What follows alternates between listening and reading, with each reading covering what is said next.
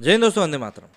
श्रीलंका में इस समय जो कुछ भी चल रहा है वो दुनिया के सामने है। यहाँ पर लोग आरोप प्रत्यारोप लगा रहे हैं कौन सही है कौन गलत है, लेकिन मोटी मोटी बातें जो निकलकर सामने आ रही हैं वो यही हैं कि भाई वहाँ पर जिस प्रकार से राजनीतिक लोगों ने वहाँ के लोगों का, वहाँ के पब्लिक के पैसों का जो लोन लिया गया, उन पैसों का जिस तरह से शोषण किया है, जिस तरह से इस्तेमाल किया है, कहीं ना कहीं वही सब चीज़ें जिम्मेदार हैं। ऐसे में राजपक्षे का जब इस्तीफा सामने आया, उसके बाद उनके जो गांव है जहाँ की बात आ रही थी कि वो वहाँ पर हैं, उसको भी जला दिया गया। तो कुछ एक लोगों की मृत्यु की भी खबरें सामने आई। इन सब चीज़ों के बीच में एक खबर ये भी आई थी कि भाई राजपक्षे परिवार ने भारत में शरण ले ली। ऑब्वियसली बात है, अगर ऐसी बात सामने आती तो श्रीलंका के लोगों में भारत के प्रति आक्रोश बढ़ने की एक और वजह मिल जाती। ऐसे में एक खबर ये भी आई कि भारत अपनी सेना भी वहाँ पर भेज सकता है, क्योंकि अब श्रीलंका में सिविल वॉर वाले हालात जो हैं वो उत्पन्न हो रहे हैं। तो ऐसे में तो जान लेते हैं क्या कुछ सच्चाई है और क्या कुछ चीज़ें हैं जो पर्दे के पीछे चल रही हैं, और क्या कुछ बातें हैं जो आपके और मेरे लिए जानना ज़रूरी है। आज तक के सबसे बड़ी आर्थिक संकट से जूझ रहे श्रीलंका में गृहयुद्ध के हालात बन चुके हैं। लोगों का प्रदर्शन बुरी तरह से उग्र हो चुका है। प्रदर्शनकारियों ने प्रधानमंत्री के सरकारी आवास को घेर कर उसमें कई पेट्रोल बम फेंके, गाड़ियों को जला दिया, कई मंत्रियों के घर जला दिए गए। अब तक करीब 200 लोग घायल हुए हैं और 8 लोगों की मौत हो चुकी है। मरने वालों में एक सांसद भी शामिल है। बीते रोज राजपक्षे परिवार के भारत भाग जाने की अफवाह भी गर्म थी।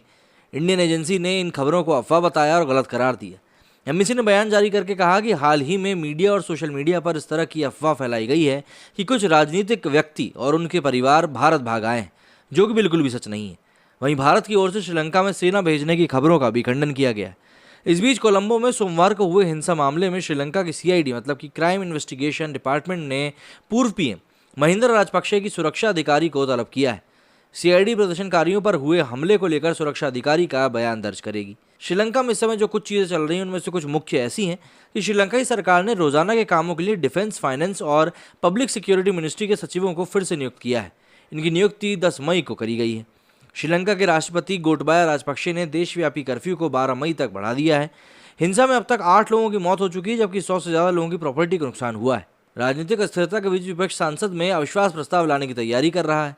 साथ ही साथ अगर हम सेना की बात करें तो कल खबर ये भी आई थी कि सेना ने आदेश जारी किया है कि उपद्रवियों को देखते ही गोली मार दी जाए। हालांकि श्रीलंकाई चीफ ऑफ डिफेंस स्टाफ और सेना के कमांडर जनरल शैलेंद्र सिल्वा ने इस दावे का पूर्ण रूप से खंडन भी किया। सिल्वा ने कहा कि सेना किसी भी हालात में इस तरह का कोई कदम नहीं उठाएगी। हिंसक विरोध प्रदर्शन को काबू करने के लिए पूरे देश में फिलहाल कर्फ्यू लगाया गया है। प्रधानमंत्री महिंद्रा राजपक्षे के इस्तीफे से देश में राजनीतिक शून्य पैदा हो चुका है। इसे लेकर श्रीलंकाई निर्यातकों ने जल्द एक नई सरकार नियुक्त करने की मांग करी है। जॉइंट अपैरल्स एसोसिएशन फोरम ने जारी हिंसा की निंदा करते हुए कहा है कि ये महत्वपूर्ण है कि मौजूदा राजनीतिक शून्य को भरने के लिए जल्द एक नई सरकार की नियुक्ति की जाए। हम नेताओं और अधिकारियों से देश भर में राजनीतिक स्थिरता को तुरंत बहाल करने की अपील करते हैं। मतलब आप खुद समझिए कि सोमवार को महिंद्रा राजपक्षे ने प्रधानमंत्री पद से इस्तीफा दे दिया था। इसके बाद वो परिवार के साथ नेवी के बेस में छिप गए। बाहर प्रदर्शनकारी मौजूद हैं, ये राजपक्षे को बाहर निकालने की मांग कर रहे हैं। विपक्षी नेताओं ने मंगलवार को महिंद्रा को गिरफ्तार करने की मांग करी थी। मतलब इन हालातों में इस समय जो श्रीलंका में चीज़ें बनी हुई हैं वो इस तरह से हैं कि मतलब अगर हम कर्ज की बात करें तो खुले बाजार का जो कर्ज है श्रीलंका के ऊपर वो करीब 47% है, भारत का 2% है, वर्ल्ड बैंक का 9% है, जापान का 10% है, एशियन डेवलपमेंट का 13% है, चाइना का 10% है और अन्य कुछ देशों का 9% है।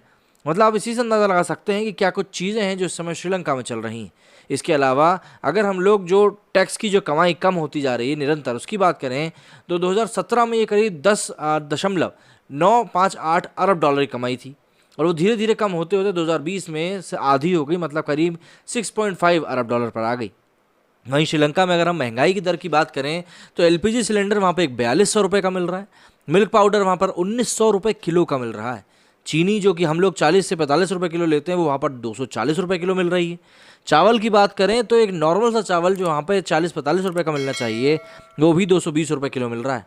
नारियल तेल 850 रुपये लीटर। एक अंडा जो कि हमारे यहाँ 6-7 से हद से 8 रुपये का मिलता है वो 30 रुपये का मिल रहा है।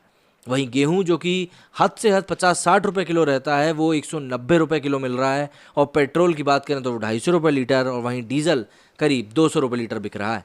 मतलब ये जो चीज़ें हैं ये बहुत ज़्यादा व्यापक तौर पर परेशान करने वाली हैं और ये जो परेशानी है ये इसलिए भी ज़्यादा बढ़ रही है क्योंकि वहाँ की सरकारें इन चीज़ों को कंट्रोल करने में पूरी तरह से फेल होती हुई दिखाई दे रही हैं। आप लोग इस बारे में क्या कहना है मुझे कमेंट करके ज़रूर बताइएगा। मेरे इस वीडियो में फिलहाल इतना ही। जय हिंद, जय भारत।